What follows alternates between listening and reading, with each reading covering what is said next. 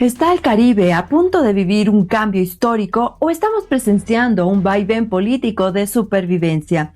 Mientras las calles en la isla enfrentan un apagón sistémico que parece no tener fin, desde Washington llegan señales contradictorias.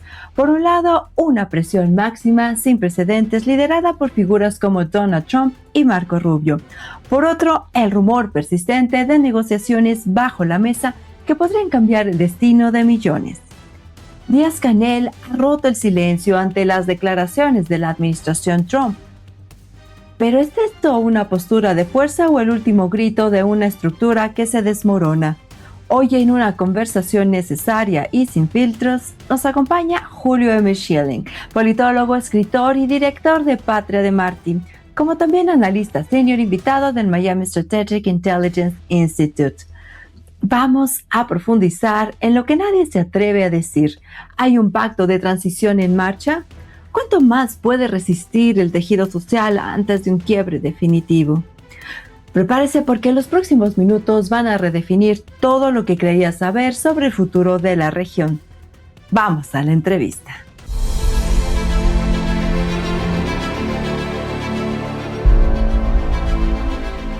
Bienvenido, Julio, a Líderes del Mundo Hispano. Encantado de estar con ustedes, Jenny. Muchas gracias por la invitación.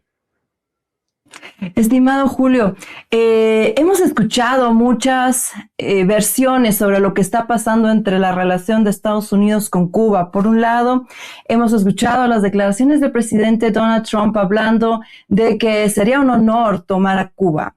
Y por otro lado, a Díaz-Canel diciendo que hay una resistencia inexpugnable, que de ninguna manera. Entonces, realmente, ¿qué es lo que está pasando en esta relación entre Estados Unidos y Cuba? ¿Se ha negociado o se está dando a puertas cerradas y después se va a hablar? Tú, Julio, que conoces, cuéntanos al respecto, por favor.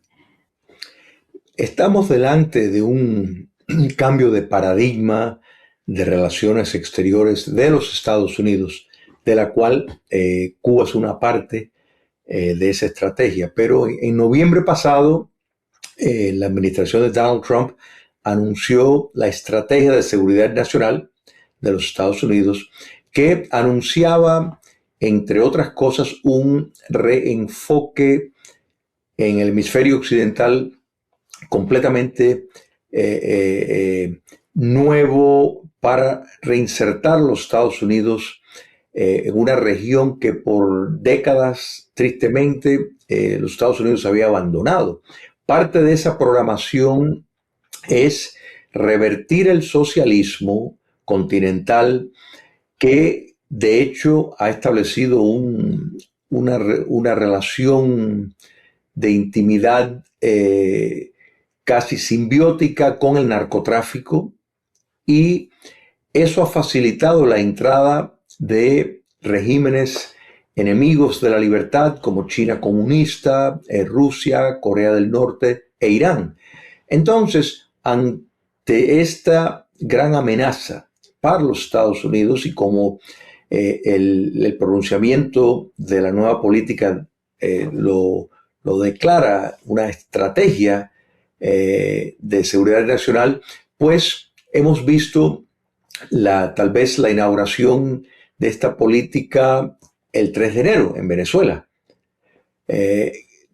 Si se va a enfrentar el socialismo continental, y el socialismo continental no solo en cuanto a los regímenes que están en el poder, como Venezuela, Cuba y Nicaragua, sino también movimientos socialistas y neomarxistas, o sea, el marxismo cultural también se ha estado enfrentando, y a esto lo vimos por medio del programa de desfinanciar determinados programas que promovían el marxismo cultural en América Latina, algo absurdo y contrario a los intereses de la libertad y de los Estados Unidos. Pues ante esta gran política no podía quedar fuera Cuba comunista, tomando en cuenta que es la base logística de la subversión marxista en América Latina.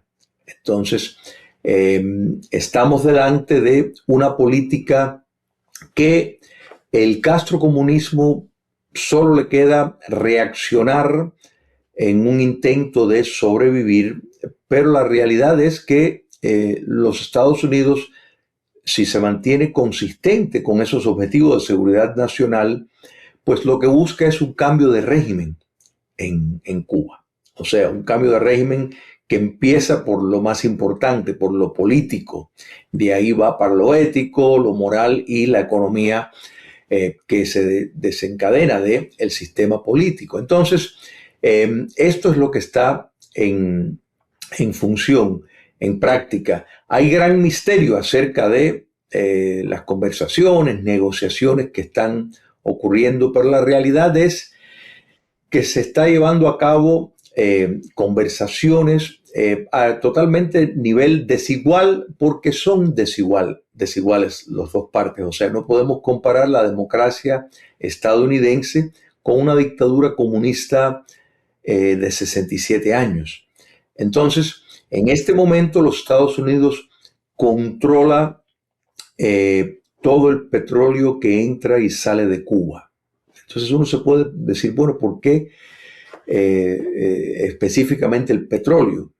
Y eso es porque ha sido el petróleo el que ha financiado el castrocomunismo desde la era soviética. O sea, tenemos que recordar que la Unión Soviética, como una manera de subsidiar el comunismo cubano, pues le trasladaba petróleo que Cuba comunista revendía en el mercado internacional para buscar recursos para poder mantenerse en el poder, seguir reprimiendo, etcétera. Con Venezuela, la Venezuela chavista, pasó exactamente lo mismo. El petróleo venezolano era revendido en el mercado, 80% del petróleo que entraba en Cuba era revendido en el mercado internacional. Entonces, ahora los Estados Unidos está controlando eso. Vimos como un barco ruso fue con la intención de entrar en Cuba y no pudo entrar. O sea, fue desviado para otro lugar. El petróleo que se está permitiendo entrar es de una cantidad meramente para evitar un colapso total de Cuba, pero la decisión en Washington está tomada de que la reprogramación de América Latina y la reversión del socialismo continental no puede excluir a su actor más predominante, que es el comunismo cubano. Entonces, la dictadura de La Habana va a buscar prolongar, demorar lo más posible. Eso lo han hecho, no es casualidad que han durado 67 años en el poder, pero pese a las maniobras que estamos viendo y vamos a seguir viendo de comprar tiempo, recordemos que la teoría de coexistencia que elaboró Vladimir Lenin, pues contaba con, precisamente en momentos como este, buscar sentarse para negociar y buscar comprar tiempo, prolongar la estadía, porque comprenden que en una democracia como la estadounidense, pues el presidente tiene un término limitado que puede estar en el poder. Pero creo que los Estados Unidos están plenamente conscientes de eso. Y para cerrar la idea, es muy, muy importante, Jen, que tomemos en cuenta que esta política, particularmente el enfoque hacia América Latina, cuenta como autor intelectual a Marco Rubio, cubano-americano, que no solo es el secretario de Estado, pero es el asesor de seguridad nacional. Eso es un puesto que la última vez que alguien ocupó ese espacio fue Henry Kissinger, y todos recordamos la influencia extraordinaria que él tuvo en la política estadounidense. Entonces, Marco Rubio, y pueden buscar sus pronunciamientos públicos por los últimos 30 años, y ha sido consistente en entender directamente en el contexto cubano que el problema es político y que tiene que haber un cambio político como un mecanismo para poder a partir de ahí transitar a mejoramientos materiales y a entrar ya en un proceso de democratización. Así que todo lo que estamos viendo, de nuevo, los Estados Unidos está cumpliendo con una responsabilidad de recuperar la influencia, sacando actores malos y partícipes, cómplices como el castrista para esos regímenes enemigos de los Estados Unidos y de la paz continental. Gracias, Julio. En esto que mencionas justamente con relación al secretario Marco Rubio, él está planteando que pues Cuba es un desastre, ya la situación actual es insostenible y algunos medios estaban publicando que se está exigiendo la renuncia de Díaz-Canel, pero Marco Rubio lo negó en términos de que evidentemente hay un problema, pero hay otras maneras de resolverlo. ¿Cuáles serían esas maneras que podría estar previendo el secretario Rubio de resolverlo en relación a esta negociación, estos diálogos que se han venido dando con La Habana? Mira, una de las cosas que estamos viendo que llama mucho la atención es cómo se ha podido evitar las filtraciones acerca de los detalles de lo que se está hablando, se puede estar hablando. Otra cosa importante, y esto caracteriza cómo la administración Trump está ejerciendo su política exterior, y eso es utilizando mecanismos psicológicos de una manera constante. O sea, a propósito, tanto el presidente Trump como el secretario Rubio y otros oficiales de la administración y otros senadores y diputados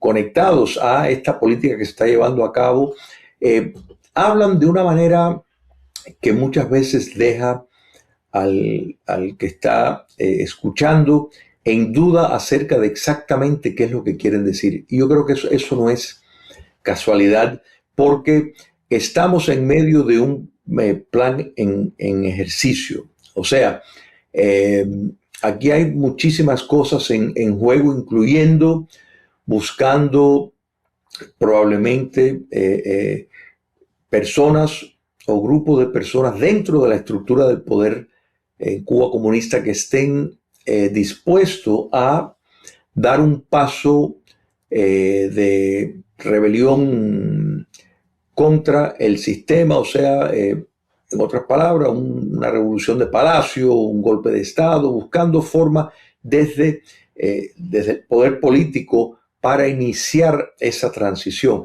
Recordemos, cuando miramos el contexto venezolano del 3 de enero, esa operación altamente exitosa porque pasó tantas pruebas. Tenemos que entender que China comunista tenía ahí un equipo antiaéreo pesado y sofisticado. Rusia también tenía un equipo antiaéreo pesado y sofisticado. Los iraníes, considerados uno de los fabricantes de drones mejores del mundo, estaban presentes con esos drones, y la inteligencia de Cuba comunista, que una vez fue considerada la cuarta potencia del mundo en términos de inteligencia, todo fue vulnerado. Y esa operación que ocurrió con tanto éxito de la extracción del dictador Maduro fue posible porque la inteligencia castrista fue penetrada, igual que la estructura de las Fuerzas Armadas venezolanas. O sea, penetrada quiere decir que tenían personas desde adentro que le estaban dando información clave. Si no, no hubiera sido posible. Aparte de todos los avances tecnológicos y la superioridad de los Estados Unidos en esa gestión militar, había una clara entrada y fisura en inteligencia castrista. Bueno, si eso fue el caso en Venezuela, eso no cambia en el caso interno de Cuba. Quiere decir que la inteligencia castrista está penetrada. Los Estados Unidos está contando con información que ya lo tienen en su poder, de modo de que cuando escuchamos al presidente Trump en un idioma que a todos nos tiene ya muy acostumbrado, ¿no es verdad? Con un alto grado de seguridad, que bueno, que no sabe qué va a hacer, o sea, en otras palabras, no sabe cómo va a celebrar la victoria, si va por acá, por allá, como si no hay apuro, como si es dando por hecho, es porque tiene las razones para tenerlo, porque ya los Estados Unidos poseen esa información que necesitan al respecto para ver que en este momento no hay ninguna potencia que va a rescatar el comunismo cubano. Fíjate, Jen, que ni siquiera vemos aliados. El dictador de Nicaragua no ha dicho absolutamente nada.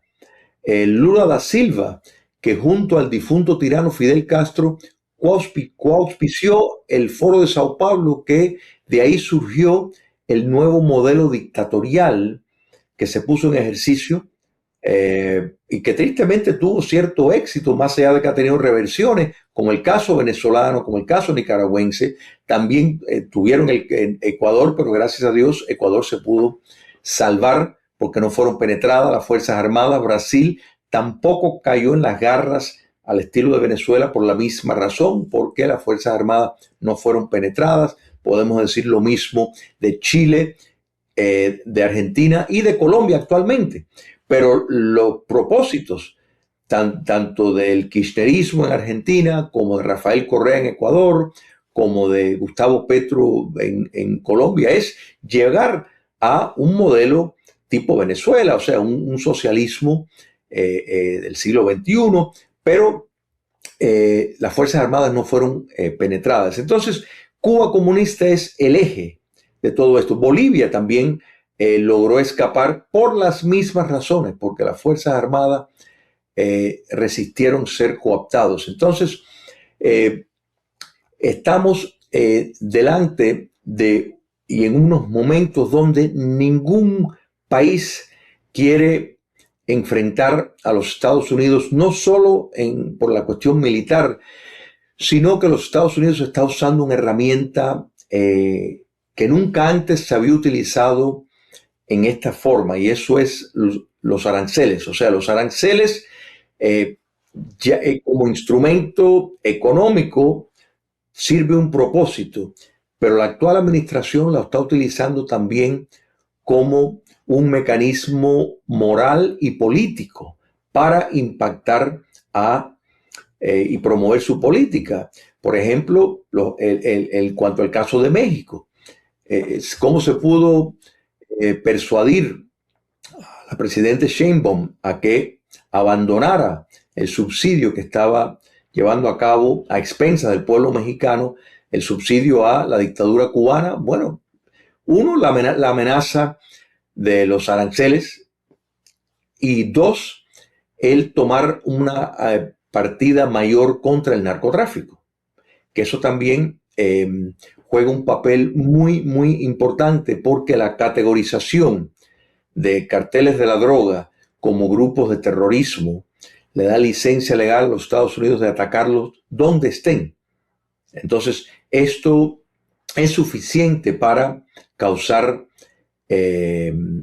enormes temores. Otro ejemplo que te puedo dar de esto es cómo el presidente Petro estaba en dado momento, cuando antes de la extracción del dictador Maduro, estaba pues diciendo que América Latina no iba a permitir este tipo si los Estados Unidos atacaba, etcétera, etcétera.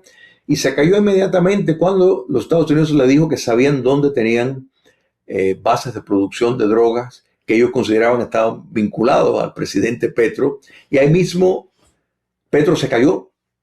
Es más, hasta comentó que, bueno, la verdad es que no le gustaba mucho Maduro. O sea, a donde voy con esto es que no podemos separar a Cuba de una política, como mencioné al principio, mucho más grande, que tiene un impacto en la región, que busca sacar a actores malévolos, de nuevo, como China, Rusia, Irán y Corea del Norte, y no se puede pasar por alto el caso cubano. Eso no quiere decir que los comunistas cubanos van a entregar el poder, no. En mi apreciación, para quedar claro en este punto, los Estados Unidos en algún momento va a tener, sino que ejercer algún tipo de acto bélico, por lo menos tiene que haber una amenaza seria de que lo va a hacer. Y un acto bélico, no estamos hablando de una invasión, ya que si en Venezuela no hizo falta una invasión, y si miramos el territorio venezolano y a dónde tuvieron que entrar para buscar y sacar al dictador Maduro, es mucho más complicado. Cuba es una isla, le es sumamente fácil a los Estados Unidos poder entrar y tomar acciones contra objetivos calculados que sí tendrían un impacto de persuadir al castrocomunismo de abandonar el poder, que de eso se trata. Sabemos que la situación de los energéticos en la isla ya está colapsada, ¿no? Como bien lo habías mencionado, ya no cuenta con el petróleo de Venezuela, ya México ya le dieron indicación de Estados Unidos que no envíe más petróleo a la isla, y quedaban pues los grandes padrinos, por así decirlo, del comunismo en la región, tanto Rusia como China. Ninguno de los dos vendrá al rescate de esta situación, o ya la estarán dando por perdida en términos de otro bastión del comunismo para sus fines. Exacto, ya están dándolo por perdida. La razón por la cual Venezuela fue el primer punto fue muy calculado y muy importante. Primero, por el hecho de que en Venezuela habían equipos antiaéreos potentes de precisamente el trío maligno del mundo: China, Rusia y e Irán. Entonces, los norcoreanos tienen un papel secundario en el sentido de que ellos hacen el trabajo manual de la presencia china. O sea, cada vez que tú ves una instalación de espionaje de China comunista, vas a ver a un montón de norcoreanos en la parte de trabajo, porque Corea del Norte es en efecto una dependencia de China comunista, que le hacen determinadas funciones a sus instrumentos de poder.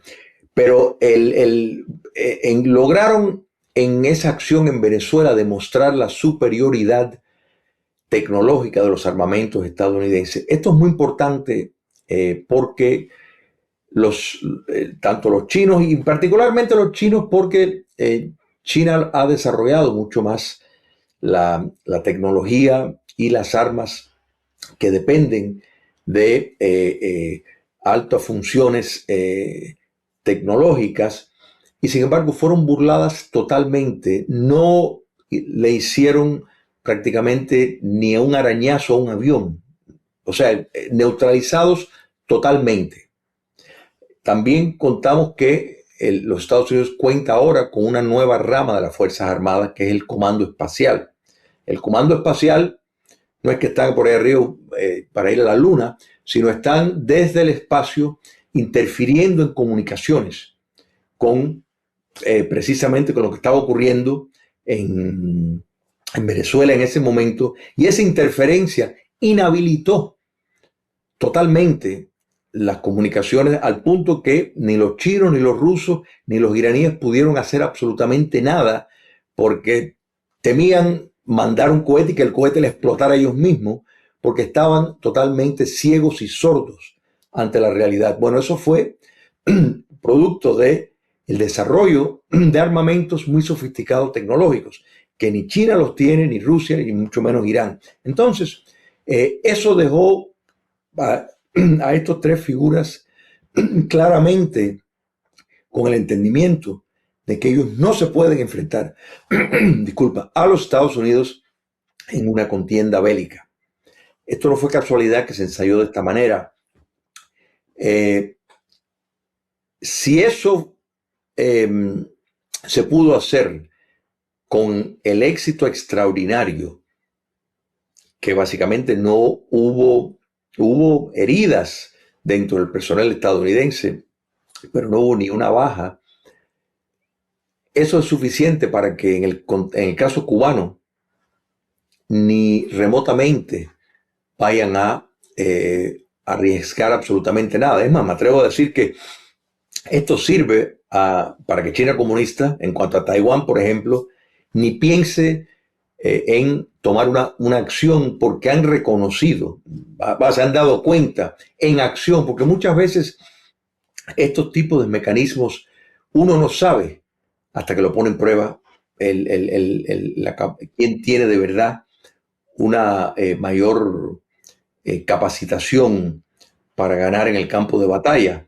Bueno, aquí de esto sirvió de eso. Y a un punto de que no pudieron disparar absolutamente nada. Entonces, eso los ha dejado bastante convencidos de que no es el momento para enfrentar a los Estados Unidos. Entonces, Cuba comunista no puede contar. China sí mandará tal vez arroz y algunos granos, cosa que los Estados Unidos va a dejar entrar, porque eso Cuba no lo va a revender, porque no tienen el mismo valor que el petróleo. Y Rusia está envuelta en la guerra con Ucrania, que los servicios que Rusia le prestaban, que sí eran muy importantes, eran los bancos del dictador Putin en Europa para lavar dinero de Cuba comunista y esquivar las sanciones de los Estados Unidos. Pero una vez que Putin invadió Ucrania y los bancos rusos entraron en un periodo de un escrutinio mucho más grande, eso entonces le complicó no solo a Rusia su capacidad para estar como actor en los sectores financieros, sino a quien esos bancos rusos servían. Y eso era el régimen no solo de Cuba comunista, también de Maduro y de los ayatolas. Entonces, todo esto, y fíjate que podemos ver desde la invasión rusa a Ucrania, cómo en Cuba prácticamente del día a la noche se destruyó el sistema. O sea, empezó ya de una manera aguda los problemas de los apagones, porque la prioridad del comunismo cubano es la preservación del poder a toda costa, no invertir en infraestructura ni nada de eso. Y prueba de esto es, por ejemplo, empresas como Gaesa, que es una empresa castrista paraestatal, tiene más de 18 mil millones de dólares en Panamá, en bancos de reserva. Y están ahí y por supuesto no se ponen al servicio de haber mejorado en el momento que lo pudieron hacer, de llevar medidas de rescate, de alimentos, de artículos que pudieran entrar en Cuba, porque tenemos que recordar que los Estados Unidos, por ejemplo, la mayor cantidad de comida de que los cubanos comen viene de los Estados Unidos. O sea, los Estados Unidos se los vende. Así que digo esto para el beneficio de personas que dicen, bueno, pero existe el embargo. Bueno, el embargo permite la venta de artículos de comida, por ejemplo, a Cuba comunista. Lo que claro, lo tienen que pagar en efectivo, no se lo van a financiar, eso sí, pero lo pueden comprar y de hecho son los mayores abastecedores. Cada vez que alguien se come un pollo en Cuba, cuando lo encuentra, ese pollo vino de los Estados Unidos. Y el estado caótico que estamos viendo es un problema sistémico que se viene produciendo desde 1959. O sea, si miramos todas las estadísticas, Cuba ha tenido una regresión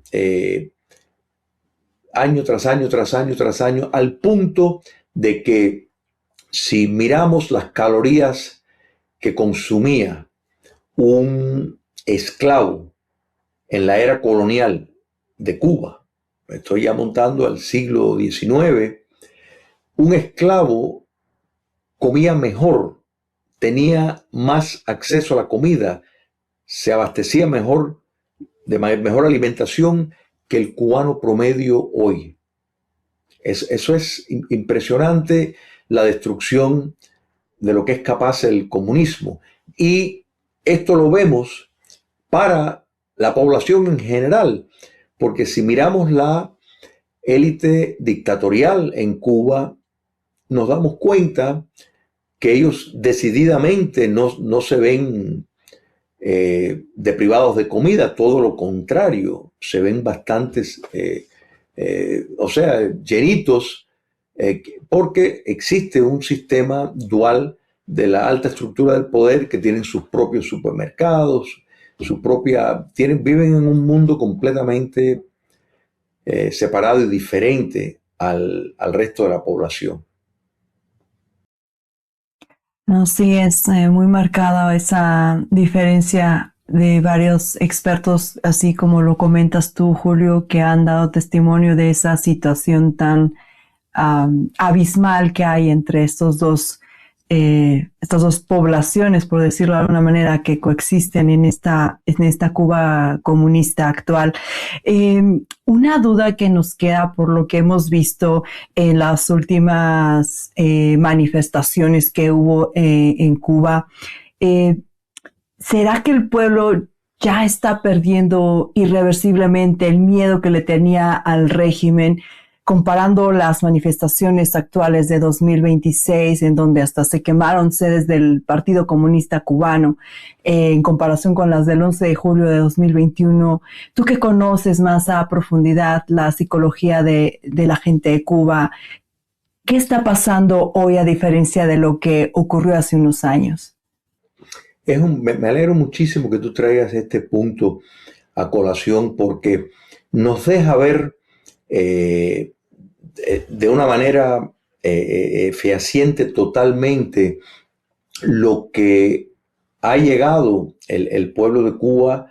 Primero, el nivel de concienciación política que tienen, a pesar de ser una sociedad cerrada y a pesar de que la mayor parte de esos manifestantes son jóvenes que nacieron en cautiverio, o sea, que nacieron ya bajo la dominación comunista, que es lo mismo a decir un sistema de propaganda, es una factoría de tratar de producir el llamado hombre nuevo, o sea, un comunista que cree en el sistema por el nivel de adoctrinamiento que, siendo Cuba comunista un régimen totalitario, impacta cada aspecto de tu vida. O sea, si tú quieres estudiar, si tú quieres avanzar en tu trabajo, si tú quieres tener cualquier tipo de posibilidad de poder subir en cualquier escala, tú tienes que políticamente ser sumiso y aceptar lo que es la línea oficialista, ¿no? ¿Verdad? El guión ideológico. De lo contrario, eres eliminado, eres hecho invisible. Entonces, el 11 de julio vimos cómo cientos de miles de cubanos salieron espontáneamente a la calle. O sea, nadie los convocó, sino empezó en un pueblo y por medio de la tecnología se alertó en otra ciudad y en otra ciudad. Y cuando vimos a ver, o sea, toda de una punta de la isla a otra, no había localidad que no tenía una manifestación. Eso es algo inédito y tomó a la dictadura por sorpresa. La reacción de la dictadura fue emitir sanciones, o sea, medidas represivas brutales, condenas de 5, 8, 15 años de cárcel por alguien que meramente estaba tirando fotos de una manifestación. Otra parte de la estrategia dictatorial fue abrir la salida de Cuba. O sea, que esto siempre ha sido en el caso cubano una herramienta defensiva de la dictadura para buscar la domesticación social. En otras palabras, dejar que los cubanos salieran, producir un éxodo. Y en este caso, negociando con Nicaragua, un firme aliado, pues se permitió que los cubanos, cualquiera que quisiera y pudiera pagarse el viaje, saliera a Nicaragua y de Nicaragua se les transportaba por México, a través de México atravesaban y entraban en los Estados Unidos. Fue el mayor éxodo a raíz de, de ese acto, levantamiento, podemos decir, popular, pacífico, del 11 de julio. A partir de ahí, ha sido el mayor éxodo en la historia, contando que la mayor parte de los que salieron son jóvenes, que es la mano de obra que antes estaba en Cuba y salió. A pesar de eso, las manifestaciones en Cuba nunca pasaron, o sea, las protestas nunca se dejaron de ver, a pesar de que se sabía, que se tenía claro el costo de manifestarse públicamente, el descontento con el régimen, lo que tiene. Y como tú bien señalas, hemos visto en estos días hasta el incendio del central del Partido Comunista de Cuba en Morón, una ciudad en Cuba.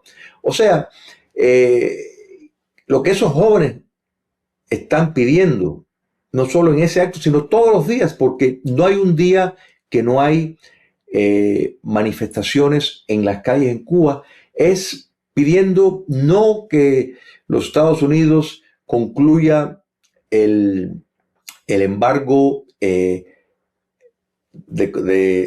préstamos, o sea, que quite el embargo, no que termine el bloqueo energético.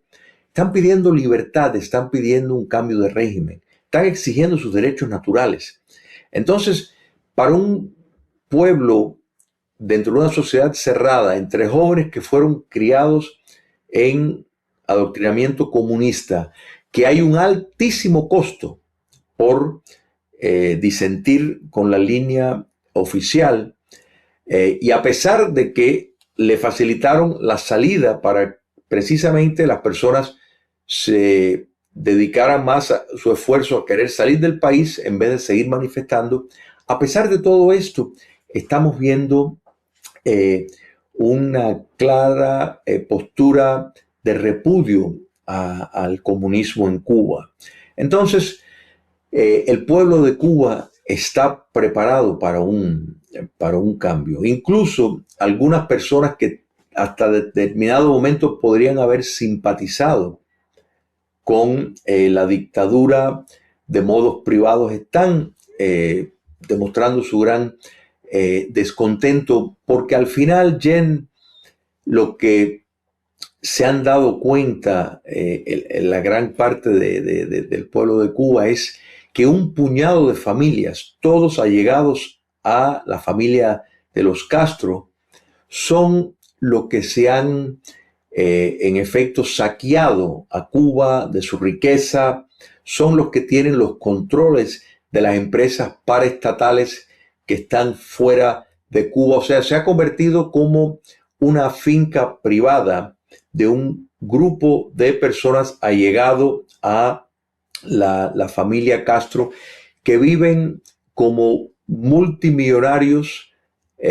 Muchos de ellos tienen los nietos y bisnietos, los hijos, viviendo fuera de Cuba, han adquirido residencias en otros países con vistas a evitar ser extraditados si el régimen cae. O sea, hemos visto ya a través de los años cómo paulatinamente se ha ido sacando los recursos de Cuba para anticipando la caída del régimen. Entonces, tanto el pueblo que no ha comulgado con el comunismo como algunos que lo pudieron haber apoyado se han dado cuenta de que los que se han beneficiado han sido un grupúsculo de individuos que han utilizado el poder político para enriquecer sus vidas y estar por encima de la ley. Y eso, gracias a Dios, parece estar llegando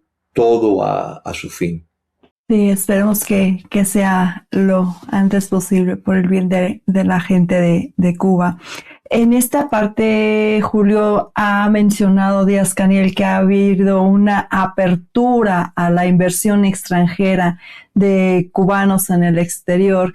para poder traer sus capitales dentro de la isla como una de sus principales reformas en estos últimos días. ¿Es realmente un intento de hacer algo parecido a una economía chino-vietnamita como bajo el control del régimen?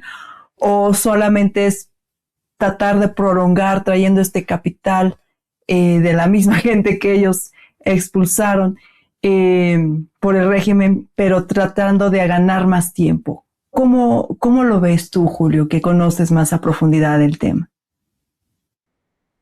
Mira, hay tres lecturas que podemos sacar de eso y después te digo cuál yo creo que es la más probable. La primera es que es algo que ya se ha visto desde la década de los 90 y eso es, inician algún tipo de liberalización para después revertirlo una vez que ya superan la crisis. Esto lo hemos visto constantemente. Hemos visto cómo, por ejemplo, de pronto dan licencias para que personas puedan, por cuenta propia, hacer determinadas tareas laborales por su cuenta y ganarse la vida de esa forma. Y al poco tiempo los sacan de circulación, pues introduciendo entonces una cantidad de reglamentos e impuestos especiales y trabas para que ya abandonen eso. O sea que este tipo de movimiento lo hemos visto constantemente. En cuanto a querer atraer a la inversión de los exiliados cubanos, de la nación cubana fuera de su territorio, particularmente los Estados Unidos, durante varios momentos, y sobre todo esto lo vimos cuando el acercamiento entre los Estados Unidos y Cuba comunista bajo el presidente Obama, hubo propuestas similares como esta de manera indirecta a cubanos exiliados que tienen diferentes negocios para ver si estarían interesados en regresar a Cuba, incluso con propuestas de tener espacios y preferencias si lo hicieran, pero no hubo ningún tipo de receptividad de parte de los exiliados, por la sencilla razón de que primero en Cuba no hay un Estado de Derecho. O sea, no hay las garantías de propiedad de los cuales esos cubanos que lograron hacer fortunas en los Estados Unidos, por ejemplo, no existen ni remotamente esas garantías. Segundo, tenemos que entender que el mayor robo de propiedad estadounidense, tomando en cuenta el factor del momento que fue, el 1959, el mayor robo de propiedad estadounidense que se llevó a cabo fue en Cuba, cuando confiscaron propiedades no solo de estadounidenses, sino más de 200,000 negocios y entidades comerciales de cubanos fueron confiscadas. Entonces, si ya eso, o sea, ocurrió a una escala extraordinaria donde no hubo ningún tipo de indemnificación, no es que fueron nacionalizadas y bueno, se le va a seguir un procedimiento de la ley, no fueron confiscadas y punto. Entonces, hay de parte del exilio cubano ha habido un mutismo y un desinterés total ante propuestas similares, de modo de que esta propuesta no convence a nadie. Pero aparte de eso, el embargo de los Estados Unidos requiere que los Estados Unidos otorguen una licencia para poder invertir en Cuba desde los Estados Unidos. De modo de que tendrían que contar con esa aprobación de los Estados Unidos debido al embargo que existe. La tercera opción es la que me parece más probable, y eso es que el castrismo busca con el dinero que tienen fuera de su territorio, no solo en Panamá, sino por ejemplo el Havana International Bank, el Banco Internacional de La Habana, que es una propiedad del régimen castrista, un banco en Londres, tienen activos en Canadá, tienen activos en diferentes partes de Europa. Lo que buscan es lavar el dinero del narcotráfico y buscar que muchos de esos allegados a la dictadura castrista logren legalizar determinadas ventas de empresas estatales a esas personas que en este están imitando más bien lo que ocurrió en Rusia. O sea, yendo hacia una cleptocracia como ocurrió en Rusia, y esta llamado a que los cubanos que viven fuera del territorio, por supuesto fuera de los Estados Unidos, para evitar el problema del tener que tener la licencia aprobada, pues buscan legalizar ese dinero que tienen escondido fuera de Cuba para entonces tener ya una legalidad en propiedad. Algo que de nuevo un gobierno democrático cubano en una Cuba libre debe de rechazar, y todas estas medidas, todas las adquisiciones de propiedades, de negocios que fueron logrados de esta manera, pues puedan tener una permanencia, deben ser abolidos y revisados todos. Pero eso es probablemente el escenario más lógico. Buscar, igual que por ejemplo las empresas llamadas MIPYMES, o sea, determinadas empresas mediadas, micro, mediadas y empresas de tamaños medianos. Estas empresas, la mayor parte de ellas surgen de personas que están allegados al poder político dictatorial. Entonces, todo esto es buscar la legalización para ya estar con una privatización establecida, que esto mismo fue lo que ocurrió en Rusia. O sea, en Rusia ocurrió esto exactamente, fue la mayor campaña de privatización que se llevó a cabo de activos estatales, pero fueron a parar a manos de personas allegadas al poder político antiguo. Y eso es lo que busca la dictadura castrista en este momento. Julio, ahora que nos comentas todo esto, si mañana se da el cambio de régimen, por fin llega ese día, ¿hay alguna instancia, institución, estructura civil para guiar dentro de este caos de transición? ¿O cómo podría verse este día después de la caída del régimen o del cambio de régimen?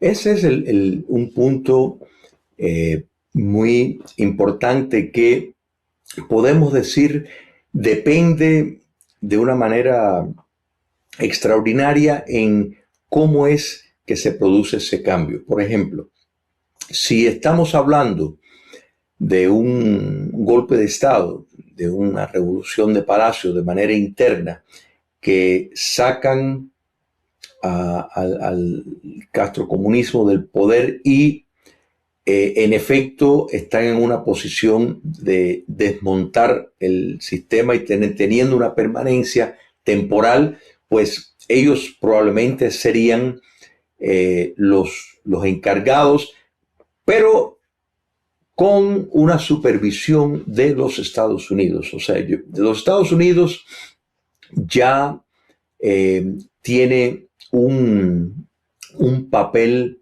asegurado en esa transición.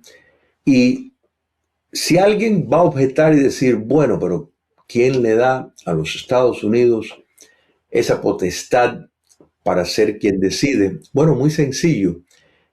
La dictadura comunista cubana le debe su estadía del poder a factores externos. Por ejemplo, la inteligencia soviética, cuando Fidel Castro estaba de guerrillero, falseó información, o sea, existía una campaña de desinformación extraordinaria dentro de las estructuras del Departamento de Estado y otras agencias del gobierno, incluyendo una campaña muy pesada publicitaria, diseñada a ocultar el hecho de que tanto Fidel como Raúl Castro tenían ya una relación establecida con la inteligencia soviética. O sea, que se sabía, ellos sabían dónde iban a llevar a Cuba, pero eso no se anunció, eso no se dijo, ellos negaron eso.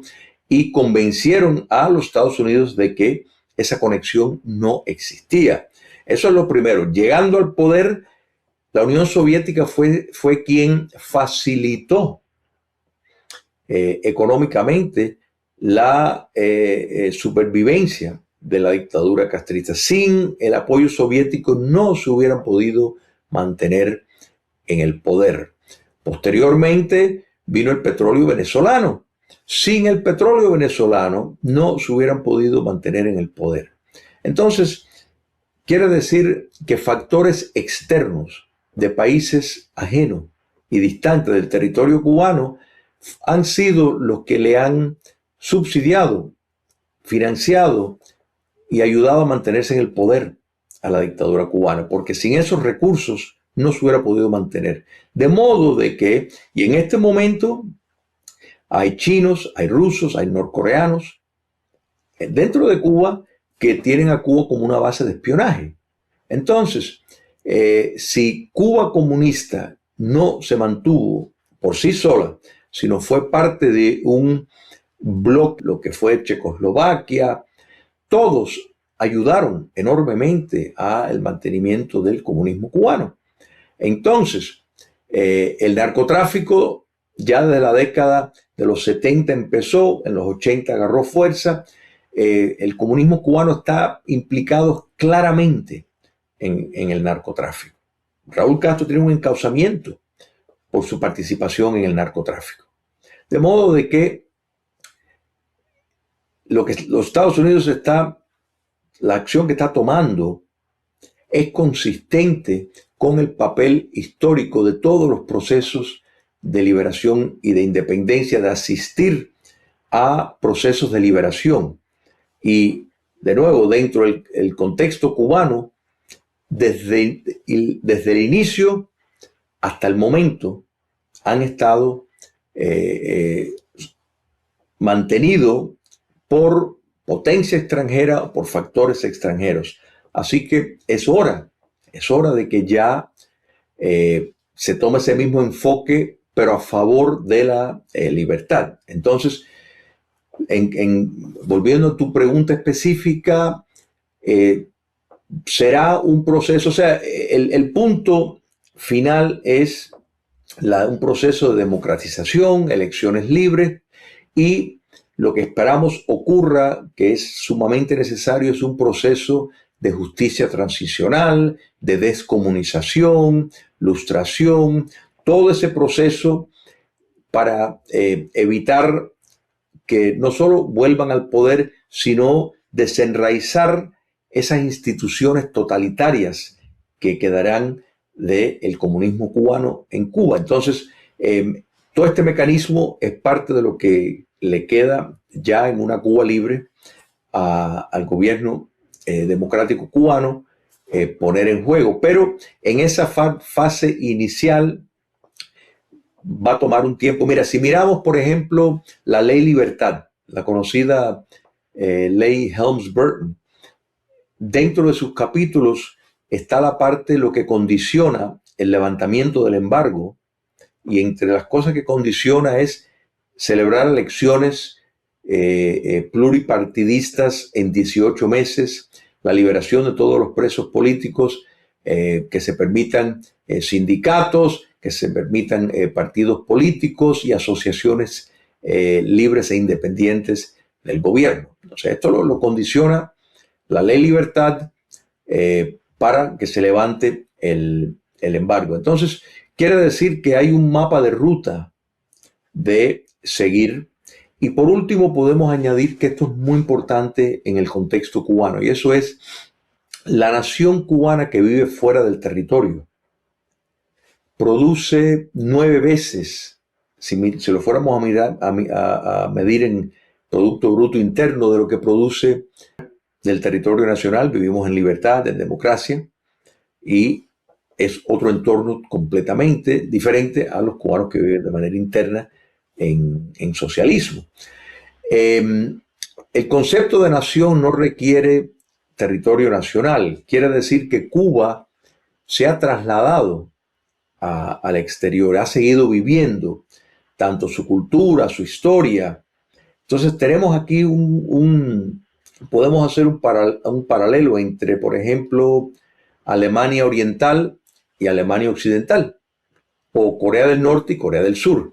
En este caso, la nación cubana fuera del territorio es esa nación libre, sería esa Alemania Occidental, sin territorio, pero viviendo dentro de Cuba. De hecho, si buscas, bueno, ¿a dónde fueron a parar ese gran éxodo de cubanos que salieron de Cuba recientemente? Para no hacer todo una visita histórica, vienen a la nación cubana, o sea, vienen a vivir en núcleos donde hay cubanos. Si se van a vivir al área de Nueva York, van a vivir al área donde hay cubanos. Si vienen al sur de la Florida, naturalmente están en Miami, repleto de cubanos. Si van al estado de Kentucky, van a mezclarse con la nación cubana que vive ahí. Esto es muy importante. Esto es muy importante porque nos deja ver que esa conexión, esa identidad con el país se mantiene, pero al estar ya acostumbrado a vivir en libertad, de vivir en democracia, pues entonces Cuba no parte de cero. Y cuando le añades, por ejemplo, que la distancia entre Miami y La Habana es menos que la distancia entre Miami y Orlando, en la Florida. O sea, uno llega antes a La Habana que lo que llegas a Orlando. Quiere decir, y si estuvieras en Key West, en Cayo Hueso, estás a 90 millas. O sea, mucho más cerca que incluso que Miami.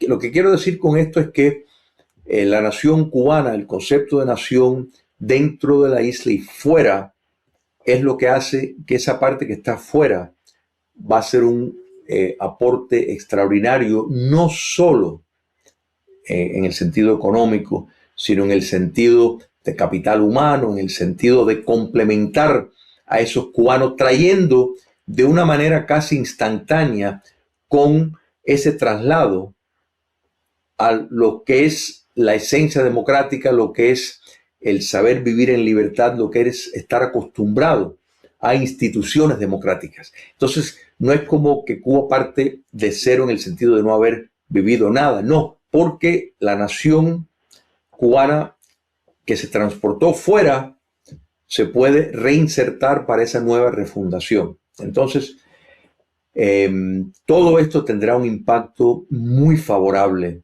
en esa nueva Cuba, que es en efecto la refundación de Cuba, es recoger donde se dejó después de la aberración de 67 años de comunismo. Claro, tiene mucho sentido lo que comentas, Julio, justamente por esta unidad de nación de todo un pueblo que lamentablemente por las situaciones del comunismo y de toda la intervención que ha vivido la isla en su proceso interno que ha vivido, pues ha tenido que fracturarse, fragmentarse, pero hoy parece más cercano el momento de esta reunificación. Julio, unas palabras finales para nuestra audiencia, comentando un poco igual los posibles escenarios que hemos mencionado acá, ya sea una toma interna militar, una intervención directa más explícita de Estados Unidos, o el prolongamiento de esta agonía que ya parece insostenible para el pueblo cubano. Julio, ¿qué nos comenta? Lo más importante, recuerda que hay dos procesos, está la liberación y la democratización. Liberación es cuando el régimen dictatorial cae. Esa es la liberación, que cuenta con un proceso de establecer por lo menos el orden, empezar a poner en un formato de las reglas de seguir, y después la democratización es el curso que se toma ya una vez que hay un nuevo gobierno instalado. Entonces, ¿cómo se llega a la liberación? Si será por una acción militar de los Estados Unidos, si será por un golpe de Estado, si será porque directamente abandonan el poder de la nada, cosa que es tal vez la menos probable. Pero la caída del régimen, por la vía que sea, va a determinar el curso transitorio, ¿no es verdad? El curso transitorio entre esa caída y las elecciones para elegir un nuevo gobierno. Esa parte es importante, pero la parte más importante es la era en la democratización, porque si miramos a los países que salieron del bloque socialista, o sea, tras la caída del comunismo soviético, los países más exitosos, Polonia, Checoslovaquia, o sea, lo que es la República Checa, Hungría, las repúblicas bálticas, Estonia, Lituania, Latvia, estos países todos llevaron a cabo procesos de un grado o de otro de descomunización, de lustración. Lustración es que determinadas personas no pueden, vinculados al régimen anterior, no pueden ocupar determinados puestos de jueces, políticos, por su conducta criminal con el régimen anterior, su papel que jugaron. Este tipo de proceso, la ilegalización de partidos antisistema y un giro, el mirar ese proceso de desestatizar la economía para evitar que una oligarquía lo controlara, sino que fuera verdaderamente para el bien común y se promoviera un capitalismo competitivo. Entonces, estos ejemplos que te di fue un éxito, pero también hubo modelos que no fue exitoso, como Rusia, como Ucrania al principio, en los primeros años, como Mongolia, como Bielorrusia.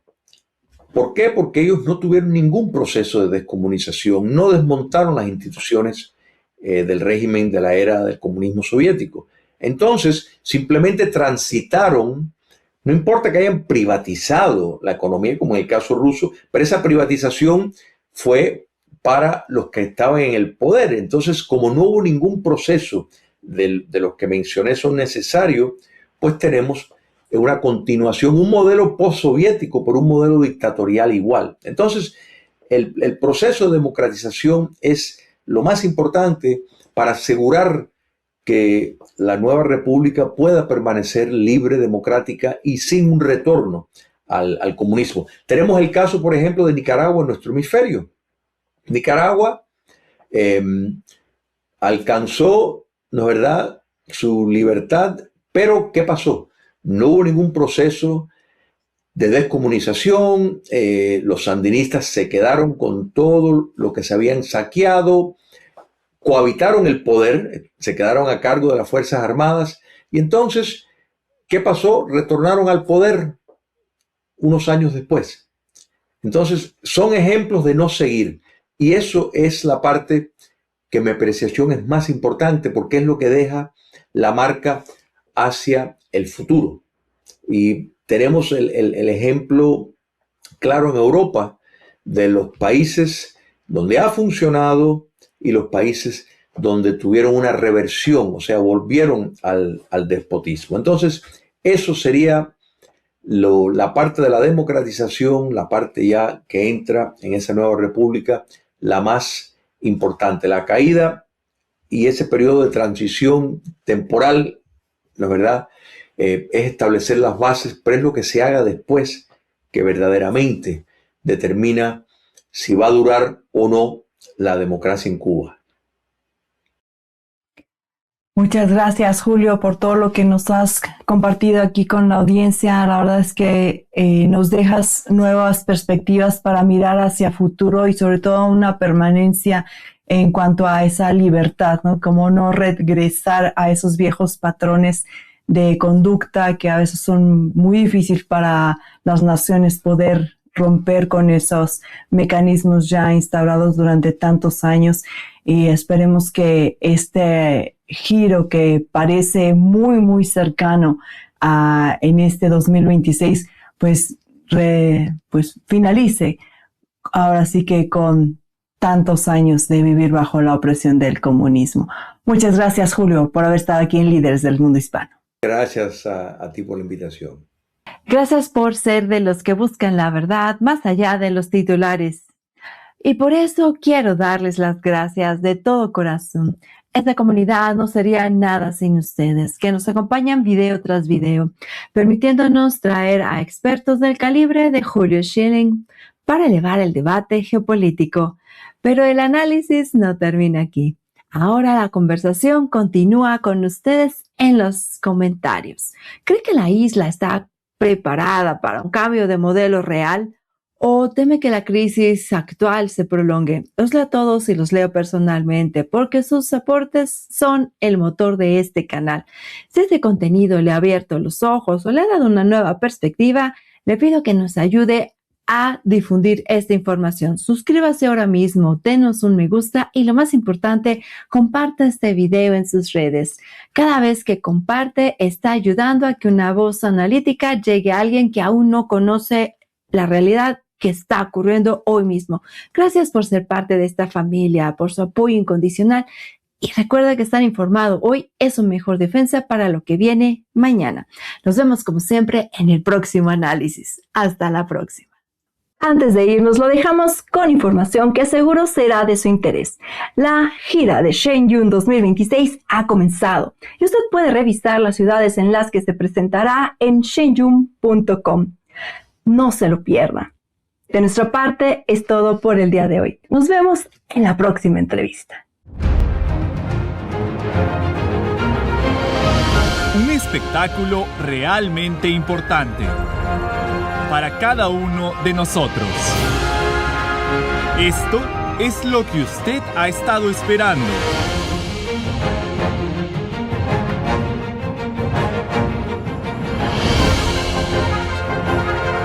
Shenyun.